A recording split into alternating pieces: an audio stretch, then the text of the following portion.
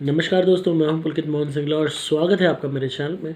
दोस्तों, आज मैं आपको पुराने घर को जब अगर आप खरीदने जा रहे हैं तो उससे जुड़ी हुई कुछ सावधानियों के बारे में बताऊंगा। किसी का सवाल था कि वो पुराना घर खरीदना चाहते हैं और किसी का ये भी सवाल था कि उन्होंने पुराना घर खरीदा है किसी का और वो खरीदने के बाद उन्हें दिक्कतें आ रही हैं, परेशानियां आ रही हैं। हालांकि जिसका सवाल था पुराना घर खरीदना चाहते हैं, उनके विषय में उनके लिए कुछ सावधानियां बताऊंगा। और ऐसे बहुत सारे लोग हैं जो कहीं ना कहीं कोई पुराना फ्लैट या पुराना मकान खरीदने जा रहे हैं या फिर यूं कह लीजिए किराए पे भी लेने जा रहे हैं। तो दोनों के लिए ही मैं बताऊंगा सावधानियां जो बहुत ज़रूरी हैं आपको अपने दिमाग में रखनी, ताकि आप किसी भी तरीके की नकारात्मकता से बचें। जिन्होंने पुराना घर खरीद लिया था, जो पछता रहे थे, परेशान हो रहे थे, उनको मैंने रेमेडीज़ बता दी थी। हालांकि फिर भी उस तरीके के बहुत लोग हैं जिन्होंने कोई पुराना घर खरीदा और वो परेशान हैं, तो उनके लिए भी मैं रेमेडीज़ इस वीडियो में बताऊँगा। तो बिना देरी करते हुए दोस्तों, पुराना घर जब भी हम कोई लेते हैं तो कहीं ना कहीं हमारी मजबूरी होती है कि हम नए घर की जगह पुराने घर के ऊपर समझौता करते हैं कि फ़िलहाल नया नहीं बना सकते तो पुराना ही ले लेते हैं। चाहे वो फ्लैट हो, चाहे वो किसी का मकान हो। और बहुत तौर पे देखा गया फ्लैट काफ़ी लोग एक दूसरे को बेचते हैं। कुछ टाइम रहे, किसी को बेच गए। और जब जब बात आती है इसकी खरीदने की, तब ये चीज़ पक्की होती है कि जब आप ले रहे हो तो परमानेंट आपने वहाँ रहना ही है और वहाँ टाइम काटना ही है। तो ये बहुत ज़रूरी है कि हम उस मकान को लेने से पहले सावधानियाँ रखें। कहीं ना कहीं सामने वाला हमें क्यों मकान बेच रहा है, क्यों कम रेट में बेच रहा है, ये चीज़ें बहुत ज़्यादा अच्छी तो सुनने में लगती हैं, पर सवाल भी उसी नीयत पे खड़ा करती हैं। अक्सर कम रेट के चक्कर में हम उसमें आ जाते हैं, लुभाव में आ जाते हैं और ऐसी प्रॉपर्टीज़ को ख़रीद लेते हैं। पर कहीं ना कहीं अगर वहाँ पे कोई ऐसी नेगेटिविटी है या कोई ऐसी परेशानी है जो इजीली क्योर नहीं हो सकती, तब एज अ न्यू ओनर वो आपको काफ़ी बड़ी दिक्कतों में डाल सकती है। ऐसे बहुत से केसेस देखे गए हैं जहाँ लोगों ने मकान ख़रीदा या फ्लैट ख़रीदा है और वहाँ पे कहीं ना कहीं वो फ्लैट भूता है या उसमें नेगेटिविटी है या किसी भी तरीके की हाय है या उस फ्लैट में कोई भी काम अच्छा नहीं बन रहा है। एक ऐसा लगता है कि जैसे जब से उस घर में आए हैं तब से एक बैड लक शुरू हो गया है। घर में रेगुलर बेसिस पे बीमारियां हैं, रेगुलर बेसिस पे मौत हो रही हैं, इजीली शादी नहीं टिक पा रही है, झगड़े हैं, कलेश शुरू हो गया है। कहाँ ये फैमिली इतने प्यार से रहती थी, कहाँ हर रोज़ कलेश होता है। घर में किसी भी तरीके से हमें अच्छा फील नहीं हो रहा है। मोस्ट ऑफ द केसेस में हम लोग कहते हैं कि हो सकता है वास्तु दोष हो, वास्तु की वजह से ऐसा हो। पर वास्तु भी एक पर्टिकुलर बेस पे काम करता है, पर्टिकुलर लेवल्स पे काम करता है। मैं खुद एक इंटीरियर डिज़ाइनर हूँ और वास्तु वगैरह सब जानता हूँ, पर मैंने ऐसे ऐसे केसेस करे हैं जहाँ पूरा वास्तु कम्प्लीटली परफेक्ट है मकान का, उसके बावजूद भी झगड़ा है, कलेश है, परेशानियाँ हैं, नकारात्मकता है, जीवन में संघर्ष है उस मकान में आने के बाद। और कहीं ना कहीं ऐसी नेगेटिविटी है जो इजीली क्योर नहीं हो रही। उन केसेस में वास्तु के अलावा अगेन पैरानॉर्मल चीज़ों का रोल आ जाता है, उन पर अलौकिक शक्तियों का आ जाता है जिन्हें हम देख नहीं पा रहे पर वो अपना काम कर रही हैं। तो कहीं ना कहीं जो भी बंदा आपको अपना पुराना मकान बेच के भागा है, चाहे वो फ्लैट है चाहे मकान है, तो वो भी किसी ना किसी तौर पे इस परेशानी से जूझ रहा था या इस बैड लक से जूझ रहा था जो इस मकान के साथ जुड़ा हुआ था या फ्लैट के साथ जुड़ा हुआ था, तभी उसने आपको ये फ्लैट या मकान बेचा। तो अगर आप फर्स्ट ऑफ ऑल पहले बात करते हैं उनकी जो इस तरीके का मकान ख़रीदना चाहते हैं, चाहे वो पुराना है, फ्लैट है या मकान है, तो उन्हें क्या सावधानियां रखनी है, क्या प्रिकॉशंस लेनी है जिससे वो नेगेटिविटी से बच सकें, किसी भी तरीके की गलत चीज़ से बच सकें और अपने आप का और अपनी फैमिली का सेफ गार्ड कर सकें। तो फर्स्ट ऑफ ऑल जब भी आप ऐसा मकान देखने जाएं या फ्लैट देखने जाएं तो दिन में जाएं, कभी भी रात ना चूज़ करें। कई लोग सोचते हैं ऑफिस करके आऊँगा तब 10 बजे देखिए आऊँगा, 9 बजे देखिए आऊँगा, पर इस ईज़मेंट में मत आइए। चाहे भले ही आप संडे के दिन देखिए, वीकेंड पे देखिए, पर उसको हमेशा दिन में ही देखिए। शाम के वक्त दिन ढलने के बाद ये बेसिकली रात में नकारात्मक शक्तियों की जो एनर्जी होती है बहुत ज़्यादा स्ट्रांग हो जाती है और रात बेसिकली इनके लिए बनाई गई है, तो ये पावरफुल ज़्यादा रहते हैं उस टाइम। दिन में जो सूरज है, जो उसकी किरणें हैं, जो धूप है, वो कहीं ना कहीं उस नेगेटिविटी पे एक कंट्रोल बनाए रखती है, उसमें उनकी शक्तियों में कमी रखती है। तो कोशिश कीजिए कि आप दिन में ऐसे मकान को देखिए जो आप ख़रीदना चाह रहे हैं। अगर वहाँ पे कोई नेगेटिविटी होगी या फिर किसी भी तरीके से कोई परेशानी होगी पैरालौकिक, तो वो उस तौर पे आपको असर नहीं कर पाएगी जिस तौर पे आपको रात को कर पाएगी। दूसरी चीज़ आपको ध्यान में रखनी है वो ये है कि ऐसी जगहों पे आप ज़्यादा सौंदर्य प्रसाधन, खुशबू, परफ्यूम वगैरह, डीओ वगैरह लगा के मत जाइए। आपको लगाना है उसको बहुत मिनिमम लगाइए।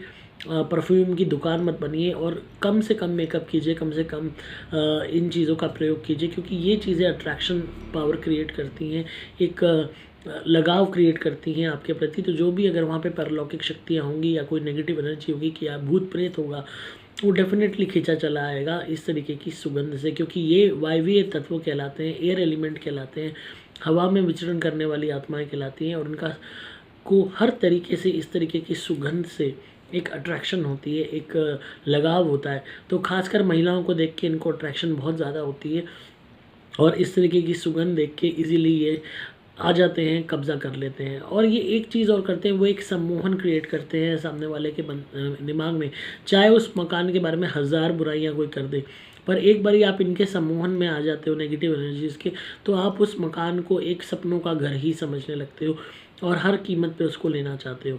तो हमें वो मौका नहीं देना कि वो हम पे, हमारे दिमाग के तंतुओं पे कब्ज़ा करें, या हमारी खुद की सोचने समझने की शक्ति को, राइट डिसीजन को किसी भी तरीके से मैनिपुलेट करें अपनी नेगेटिव ऑरा के प्रभाव में लाके। तीसरी हमें सावधानी रखनी है वो ये है कि हम जब भी यहाँ जाएं तो मुंह में काली मिर्च के 2-3 दाने चबा लें, या फिर उस वहाँ पे चबा लें। तो इससे हमें बहुत हद तक, अगर हमने कुछ मीठा खा रखा है या कुछ भी ऐसी हमने कोई भी टेबल चीज़ें खा रखी, कोई भी ऐसा कुछ हमने खा रखा है, वो उसका स्वाद किसी भी तरीके से सप्रेस हो जाए। होता क्या है कि खाली मीठे की बात नहीं होती, जो नेगेटिव एनर्जीज़ होती हैं कहीं ना कहीं ये चीज़ भाप लेती है कि आप क्या खा के आए हो, और इतने टाइम तक बिना शरीर के इनको भी जो फूड की लालसा है, खाने की लालसा लगी रहती है, और एक मन में तड़प होती है, तो इन्हें गुस्सा भी आता है, हेट्रेड भी पनपती है लोगों को देख के कि देखो इस मकान में आए हैं और देखो ये कितनी मौज ले रहे हैं। क्योंकि ये जीव का जो हमारे तत्व होते हैं, जो जीव पे हमारे माइक्रो ऑर्गेनिज्म होते हैं, जो एलिमेंट्स होते हैं, जो हर चीज़ इनकी यूँ कह लीजिए फ्रीक्वेंसीज इतनी लो होती हैं इन स्पिरिट्स की कि हमारी स्वाद तक को परख सकती हैं, जांच सकती हैं कि हमने क्या खाया है। हर तरीके से इनके अंदर वो अट्रैक्शन, वो सम्मोहन पावर होती है। तो जब ये देखते हैं कि इस इंसान के पास हर तरीके से सुख साधन है, तो क्यों ना इस शरीर का इस्तेमाल किया जाए ताकि हम भी उनका भोग करें। तो हमेशा ऐसी जगहों पे पुराने मकानों को देखने जाते हो तो काली मिर्च चबा लो मुँह में, साबुत 2-3 काली मिर्च, तो जो भी आपने खाया है उसका इफ़ेक्ट सप्रेस हो जाएगा, उसका प्रभाव सप्रेस हो जाएगा। तो बहुत हद तक ये आपको प्रोटेक्ट करेगा। नेक्स्ट आपने सावधानी रखनी है वो ये है कि आपने, अगर 1 मिनट के लिए आपका मन आया है कि आपने मकान लेना ही लेना है, आपको पसंद आ गया है, तो भी लोग क्या करते हैं कि मकान ख़रीदने के बाद पूजा कराते हैं, उसके बाद गृह प्रवेश करते हैं, और उसमें पूरी तरह शिफ्ट होने के बाद करते हैं। आपने ये नहीं करना। आपने करना क्या, आपने मकान ख़रीद लिया, मकान ख़रीदने के बाद आपको अपना फर्नीचर वगैरह जो भी सामान है वो शिफ्ट करने से पहले पूजा करानी है। वहाँ पे एक्चुअल में आपने रहने से पहले पूजा करानी है। बहुत लोग मैंने ऐसे देखे हैं कि जल्दी है, ये है, ऑफिस शुरू करना है, वहाँ पहले ही शिफ्ट हो जाएंगे, जाना शुरू कर देंगे और फिर पूजा कराएंगे। आजकल जो नया ट्रेंड आ रहा है वो इतना अर्बनाइजेशन का आ रहा है कि छोटी सी पूजा करा लेते हैं, पर हमें ऐसा नहीं करना। हमें घर की पूरी शुद्धि करानी है, घर के वास्तु की पूजा करानी है, घर के हर तरीके से घर को पवित्र करना है, और कोशिश करनी है कि हम गायत्री मंत्र का हवन कर सकें। और अगर हम 1.25 लाख गायत्री करा लेते हैं शिफ्ट होने से पहले तो बहुत ही उत्तम है, क्योंकि आज के टाइम में जितने भी ऐसे पुराने मकान होते हैं उनकी किसी भी तरीके से क्लींजिंग नहीं होती, किसी भी तरीके से वहाँ पे कोई सकारात्मकता नहीं होती। और कोई भी बंदा बेच के जा रहा है, उसके हज़ारों कारण हो सकते हैं। हो सकता है वहाँ कोई मरा हो, या हो सकता है किसी का मर्डर हुआ हो, किसी का रेप हुआ हो, किसी की वैसे डेथ हुई हो, या वो घर में कहीं कब्रिस्तान हो, या बहुत ज़्यादा पुरानी नेगेटिविटी हो, या उस घर के निर्माण के वक्त कोई मज़दूर मर गया हो। तो कोई भी कारण हो सकता है जिस वजह से, या उसका वास्तु इतना ख़राब हो जो ठीक ना हो सके। तो कहीं ना कहीं कुछ कारण होते हैं जिस वजह से वो नेगेटिविटी हमें परेशान करती है, और सामने वाला बंदा उसको बेच के हमारे मर्ड करके चला जाता है, हमारे ऊपर वो मुसीबत डाल के चला जाता है। तो हमारे को बहुत ज़रूरी कि हम पूजा पहले भी कराएं और शिफ्ट होने के बाद भी कराएं।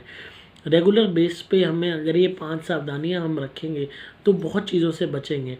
अब बात आती है उन लोगों की जो ऑलरेडी ऐसा मकान खरीद चुके हैं और उन्होंने ऐसी कोई सावधानी नहीं बरती और उन्हें पता चला है कि इस मकान में नेगेटिविटी है। तो हमारा सबसे मेन फ़र्ज़ है कि उस नेगेटिविटी की पावर को कम करना। अक्सर ऐसी जगहों पे कभी कभी जिन्न भी होते हैं, कभी कभी स्थान देवता भी होते हैं, कभी कोई पीर की कब्र भी होती है, कोई कोई भी तरीके के पुराने ओनर्स की आत्माएं भी होती हैं, कोई ना कोई ट्रेजेडी हुई हुई आत्मा भी होती है। तो ऐसी स्पिरिट्स मकान से नहीं जाती हैं, इजीली नहीं निकल सकती, क्योंकि इन्हें इतने साल हो चुके होते हैं रहते रहते कि ये भी उस जगह को पूरी तरीके से उससे एनर्जी चूस के अपने आप को इतना पावरफुल कर लेती हैं कि कोई भी क्रिया इन पे आसानी से वर्क नहीं करती। तो ये हमारे लिए बहुत ज़रूरी है कि हम फर्स्ट ऑफ ऑल इनकी पावर को कम करें। तो इसीलिए हर तरीके से हमें अपने घर को पॉजिटिव बनाने की ज़रूरत है। जो मेरे क्लाइंट थे जिनका ये सवाल था, जिन्होंने एक पुराना मकान ख़रीदा था, उसके बाद ही उनका बैड लक शुरू हो गया था। हर तरीके से उनके घर में कलेश रहता था, काम धंधा बिल्कुल ठप पड़ गया था। वो बेसिकली ये स्टॉक्स वगैरह, शेयर्स एंड ऑल, इसमें काम करते थे और उनकी इस तक हालत ख़राब हो गई थी कि उन्हें जॉब तक छोड़नी पड़ी। उनके घर में हर वक्त नेगेटिविटी थी, हर वक्त डिस्कम्फर्ट था और उन्हें हमेशा लगता था रात को कोई उनके पैर खींचता है, उन्हें कहता है ये घर मेरा है, ये जगह मेरी है, तू यहाँ क्या मांगता है। तो रेगुलर बेसिस पे उन्होंने धुनी यूज़ करी, धुनी जलाई घर में। वो आदमी दिखना बंद हो गया, उसका प्रभाव कम हो गया, उनकी दोबारा गाड़ी पटरी पे आ गई। और जब सब कुछ ठीक होने लगा तो उन्होंने क्या किया कि अपने घर में हर तरीके से नेगेटिव काम करने शुरू कर दिए। मांस, मीट, शराब, अंडा हर तरीके से शुरू कर दिया। उसके अलावा वो अपने घर में किसी भी तरीके की पूजा पाठ नहीं करते थे, ज़रा भी सात्विक नहीं थे, कोई भी तरीके से उनको मन नहीं करता था और उनका ये खुद के अपने स्वभाव में था।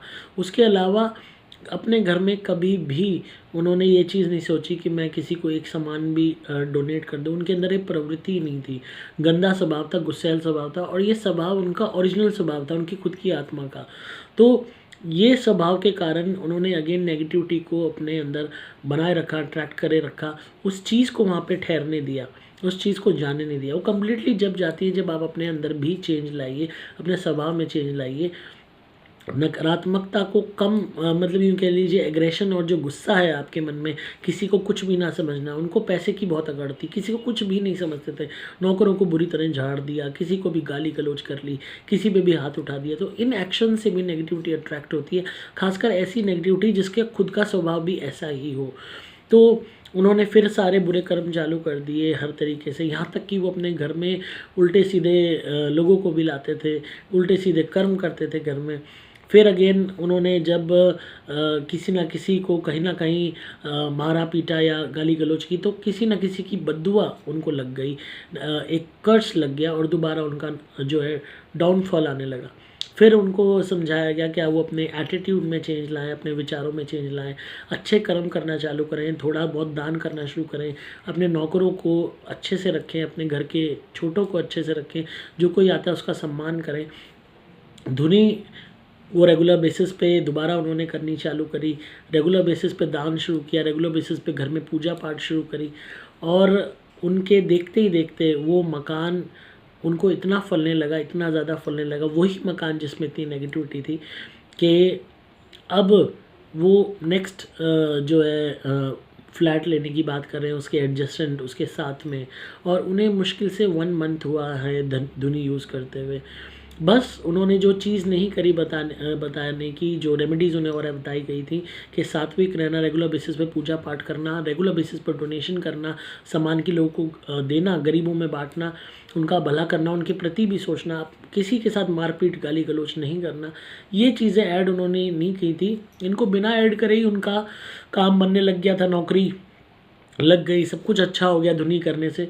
पर मैंने उन्हें कहा था कि आप अपने आप को इस वक्त आप 90 से 20 पे हो, आप 20 से अपने आप को दोबारा 100 पोजीशन पे पहुंचा सकते हो, टॉप पे पहुंचा सकते हो, अगर आप अपने व्यवहार में भी चेंज ले आओ। वो बात उन्होंने पहले नहीं मानी, मॉडरेट उनको लगी, उनको लगा ऐसे ही ये कहने की बातें होती हैं, किताबी बातें होती हैं। पर अब जब उन्होंने उन बातों पे अमल किया तो आज बराबर भी उन्होंने उसके साथ ही एक और फ्लैट ख़रीद लिया है। उनके पास हर तरीके से आज विद इन अ मंथ ऐसा ट्रांसफॉर्मेशन उनके अंदर हुआ है, उनकी लाइफ में हुआ है कि मतलब खुद वो कहते हैं जब भी बात होती है उनसे कि कमाल हो गया, ज़िंदगी ही बदल गई। तो दोस्तों ये बहुत ज़रूरी है कि आपको अगर नेगेटिविटी को काबू करना है तो आपको अपने आप को भी पॉजिटिव बनाना है, अपनी सोल को भी पॉजिटिव बनाना है। वो कैसे बनेगी? अच्छे कर्म करके बनेगी। अब बात आती है उन लोगों की जो किराए पे ऐसे मकान ले लेते हैं, पुराने मकान, और वहाँ पे नेगेटिविटी का सामना करना पड़ रहा है, वहाँ भूत प्रेत है। तो फर्स्ट ऑफ ऑल आपके पास ईजीएस्ट ऑप्शन है कि आप मकान छोड़ के कोई और मकान ले लीजिए, उस मकान को खाली कर दीजिए। और अगर आप इस पोजीशन में नहीं हो कि खाली नहीं कर पा रहे हो, out of any reason, again धुनी कीजिए। धुनी आप वहाँ जलाएंगे, उसका असर घटता चला जाएगा, आपको पता भी नहीं चलेगा कैसे कैसे ज़िंदगी बदलनी शुरू हो गई है, किस तरीके से नेगेटिविटी का असर कम हो रहा है। 100% असर कर रही है तो घटते करते 30% पे, 20% पे आ जाएगी, और वो जो 80% का फ़ायदा आपको होगा उसी में आपके काम बनने लग जाएंगे। उसके अलावा घर में रेगुलर बेसिस पे पूजा पाठ कीजिए, कोशिश कीजिए ज़्यादा से ज़्यादा सात्विक रहने की। नॉनवेज नहीं छोड़ सकते, बाहर जाके खा लीजिए, घर में कोशिश कीजिए मत लाइए उस चीज़ को, घर को सात्विक रखिए। जितना ज़्यादा आप पॉजिटिव होंगे उतना ज़्यादा इन शक्तियों में कमी आती है, नेगेटिव शक्तियों में कमी आती है, और आपकी आत्मिक शक्ति बढ़ती है। लोगों का सम्मान कीजिए, गाली गलौच, मारपीट किसी के साथ मत कीजिए। ये मत सोचिए घर में ही आप कर रहे हो तो नेगेटिविटी का असर हो रहा है, सड़क पे भी किसी से झगड़ा करके आ रहे हो, मारपीट करके घर में घुस रहे हो, तो वो जो आपके मन में गुस्सा होता है, जो एग्रेशन होती है, जो उस वक्त तलबेली होती है, वो नेगेटिविटियाँ पढ़ लेती हैं और तुरंत आपके पास आके चिपक जाती हैं, और अगेन आपको और फीड करती हैं, और गुस्सा दिलाती हैं, और नकारात्मकता आपके अंदर पैदा करती हैं, और उसी नेगेटिविटी से वो फलती फूलती हैं। जितनी भी नेगेटिव एनर्जीज होती हैं, झगड़े, फसाद, कलेश, मारपीट, गाली गलौच, मांसाहार, इन्हीं से इनको पावर मिलती है। अगर आप ये सब चीज़ें अपनी ज़िंदगी से निकाल दें, आप ही राजा बन जाएंगे। आपकी ज़िंदगी में वो सुख होगा, वो आनंद होगा जिसका आप हिसाब भी नहीं लगा सकते। और आनंद की परिभाषा हमेशा पैसे के रूप में नहीं होती, आनंद की परिभाषा हर रूप में हो सकती है, हर सुख और चैन के रूप में हो सकती है, जिस सुख चैन को आज आप तरस रहे हो। मकान है पर वो मकान ही है, उसे आप घर नहीं कह पा रहे हो, तो घर कहना है तो उसको पॉजिटिव बनाओ, सकारात्मक बनाओ। और जब भी धुनी करते हो आप मेरी, तो ये ज़रूर कहो कि जो भी नेगेटिव एनर्जी यहाँ पे है, तो जो भी है इस घर से बाहर निकल, इस घर के मालिक हम हैं। और हमेशा धुनी करते हुए कहिए, हे ईश्वर, हे परमात्मा, हमारी रक्षा करें, हम आपकी सत्ता के अंदर हैं, हम आपके ही भक्त हैं और आपका ही मार्गदर्शन चाहते हैं। आपने समय समय पे आकर हमारी रक्षा की है, हमारी रक्षा कीजिए, हमारे घर को अपना घर बनाइए। हे ईश्वर, हे परमपिता, जो भी यहाँ पे नकारात्मक ऊर्जा है उसको सही राह दिखाइए ताकि वो गलत काम ना कर सके। तो इस तरीके से आप प्रार्थना करेंगे। अगर आप कोई वैसे मंत्र वगैरह नहीं करना चाहते तो भी आपको फल मिलना शुरू हो जाएगा और जीवन आपका सुधरना शुरू हो जाएगा। तो मुझे उम्मीद है जिनके भी दो सवाल थे, एक का था जो पुराना मकान खरीदने जा रहे हैं तो उनको भी जवाब मिल गया होगा सावधानियों के रूप में, और जिन्होंने खरीद लिया और जिनकी को रेमेडी बताई गई, हालांकि धुनी के अलावा उन्हें बहुत सी रेमेडीज़ और बताई गई थी, क्योंकि हर एक की अपनी रेमेडी होती है, हर एक को उनकी प्रॉब्लम के हिसाब से रेमेडी बतानी पड़ती है, तो हर एक की डिफरेंट रेमेडी होती है। तो उनको फ़ायदा हुआ। बाद में जो उन्हें अमेंडमेंट्स मैंने बताए, जो एटीट्यूड शिफ्ट बताया करने को, उन्होंने किया और भी फ़ायदा हुआ। तो इसी तरीके से कोई परेशानी का सामना आप कर रहे हैं मकान से रिलेटेड, पुराने मकान से रिलेटेड, या और भी किसी किस्म के पैरानॉर्मल इशू से रिलेटेड, तो फील फ्री ईमेल कर सकते हैं और धुनी ऑर्डर कर सकते हैं हर तरीके की नेगेटिविटी को रिमूव करने के लिए, ताकि एटलीस्ट हमें एक प्रिलिमिनरी स्टेज ऐसी मिल जाए जहां हम मुकाबला करने की स्थिति में आ जाए ऐसी नेगेटिव एनर्जी से। ईमेल एड्रेस आपको पता ही है, pulkitsingla901@gmail.com, डिस्क्रिप्शन में आपको मिल जाएगा। धुनी ऑर्डर करने के लिए 8130331007 हेल्पलाइन नंबर है, डिस्क्रिप्शन में मिल जाएगा, यहाँ से आप ऑर्डर कर सकते हैं। और फ़ोन पे आपको मुझसे बात करनी है तो अगेन आपको धुनी हेल्पलाइन से ही अपॉइंटमेंट लेनी पड़ेगी कॉल की, जिससे आपकी हमारी बात हो सकेगी अगर आप करना चाहते हैं तो। उसके अलावा ईमेल के थ्रू तो मैं आपके जवाब दे ही देता हूँ, थोड़ा किसी का आगे पीछे हो जाता है, वक्त लग जाता है, 1 दिन 2 दिन आगे पीछे हो जाते हैं, क्योंकि इतने सारे मेल आते हैं दोस्तों, और मैं हूँ तो एक ही इंसान, और मैं पूरी कोशिश करता हूँ कि अब मैं आपकी मदद कर सकूँ। तो हमेशा सात्विक रहिए, घर को पॉजिटिव रखिए, क्योंकि वो घर ऐसा है जहाँ आपको हमेशा रहना है, और जितना ज़्यादा उसको पॉजिटिव रखेंगे उतना ज़्यादा आप एज अ ओनर रह पाएंगे और किसी भी नेगेटिव एनर्जी को अपने जीवन में हस्तक्षेप करने नहीं देंगे। मुझे उम्मीद है आपको आज का कॉन्सेप्ट पसंद आया होगा। तो इसी तरह सुनते रहिए, प्यार देते रहिए, सब्सक्राइब ज़रूर कीजिए ताकि आपको ऐसी अपडेट्स मिलती रहें पैरानॉर्मल स्पिरिचुअल वर्ल्ड के बारे में। मैं हूं आपका दोस्त पुलकित मोहन सिंगला।